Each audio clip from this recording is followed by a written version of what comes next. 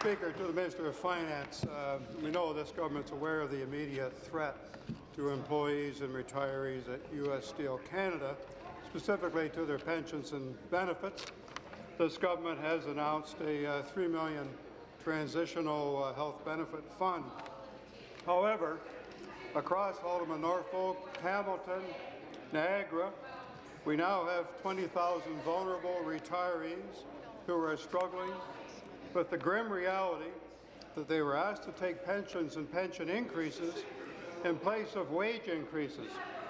Minister, apart from supporting U.S. Steel Canada's restructuring process and apart from the transition fund, my question, what specifically will this government be offering to pensioners? Thank you. U.S. Steel Canada. Minister of Finance. Thank you, Mr. Speaker, and it's an appropriate question, and I appreciate the concern the member opposite has, as do all of us, for the families that are affected by the proceedings of the U.S. parent and the bankruptcy that's taken place. We have stood by the retirees and the workers throughout this process, recognizing how important it is to them to ensure that they're protected after this very unfortunate situation. It's why we continue to negotiate on their behalf. It's why we've put forward a transition for the next 6 months to protect those families. And it is why we're demanding and asking the federal government to release the agreement that they made with the U.S. parent that was done in secret that has serious implications for these families. We would like to know what has taken place, Mr. Speaker. Thank you. Supplementary. Well, Speaker, we also know the assets of U.S. Steel Canada are now in play. Land, plant, equipment are now on the market for new bidders. In addition to valuable workers, there are valuable assets, the coke oven, the hot strip mill, the galvanizing line, and very large acreages at both Hamilton and Lake Erie Works. I can attest that Lake Erie Works, they truly have put their shoulder to the wheel. They're vigorously pursuing new orders for steel. They're rooting out waste and inefficiency.